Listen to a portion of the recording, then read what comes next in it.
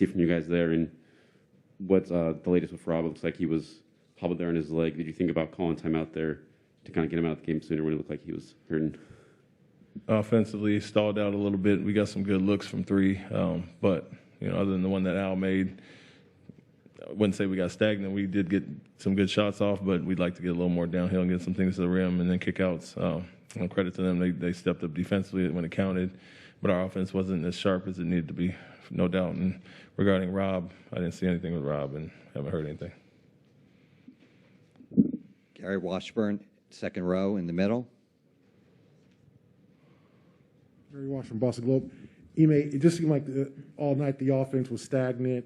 I mean, guys are standing around. They was kind of looking at each other. What happened throughout the game that you guys are not able to run a cohesive offense? We had plenty of opportunities, obviously. Every time we got a 5-6 point lead, it felt like we made some poor decisions, whether it was rush shots in traffic or, to your point, standing around looking at each other a little bit there. And so not sure if we tried to pick on mismatches too much. It got stalled out a little bit, but when we did run off-ball actions and got some movement, we got really good looks. And so we want to get the ball up quick and get into an offense. And if we don't have anything, still make them work the clock. And a lot of times it felt like we were standing around unsure of who we were trying to go after, and led to those stalled out possessions. On the left side, third row. By Manning, CLNS Media. Defensively down the stretch there, Ime, what did you just see about the way you were playing the screens, and what led to some of the offensive rebounds and shots the Warriors were able to get off there? And we started switching a little bit more, take away the threes, and got them off the line, and then that obviously presents some cross matches there. And in general, it wasn't even the bigs on smalls; it was more Wiggins crashing from the wing, and they got some extra possessions as far as that. So, like I said, defensively, other than the late free throws, we guarded well enough to win, even though Curry kind of got loose.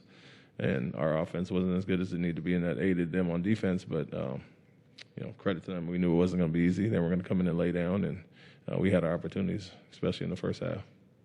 On the right side, third row. John Corrales, Boston Sports Journal. What are you seeing from Tatum with his struggles at the rim in the paint?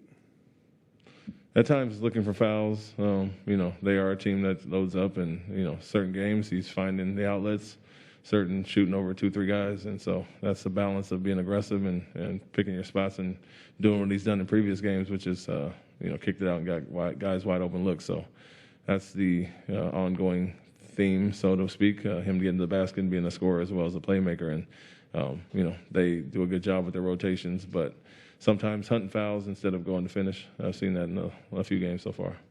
On the right side, fourth row, Mark Murphy. Mark Murphy, Boston Herald. Ime, you talked about Steph getting loose a little bit, but sometimes is that just his shot making? You guys are doing what you can do to stop him? Yeah, at times we're, obviously focused on him and keeping others in check, but some of those were some crazy shots that were highly contested that he made. You look at the overall numbers, the attempts, getting those off is a number we don't like, the 14 attempts in general. He came out bombing early at 9 in the first half, but, some of the threes he hit were highly contested, and you can't do anything about those. But when we did switch, it kind of got some cross matches and guys on the rim and went after him a little bit later, and they made some plays. On the left side, first row, Adam Himmelsbeck. A lot of times this, could feel pretty damaging. Now you're down to a 3-game series, 2 there, but the way you guys have played on the road, I'm sure it gives you confidence. What was kind of the message afterwards and moving forward? Had our opportunities tonight, especially when we did have a 5-6 point lead. It felt like we didn't have our best possessions and kind of let them back in the game, whether it was turnovers or poor offense. And it's gone along with our season, and especially this postseason. We had to do it the difficult way and have been battle tested, throughout some series, Milwaukee, Miami, and have to do it again. So could have been an easier road, obviously, if you get the win tonight, but it is what it is, and we're 2-2 now, and we know we can do it. We've done it before, and keep your head up, and let's go get one on the road. Second row in the middle, Gary. Ime, is there anything you can do to get Tatum better shots? It seems like he's either attacking lots of traffic or trying to take contested threes. He was 2 for 9 in the second half. It just seems like he's really pressing.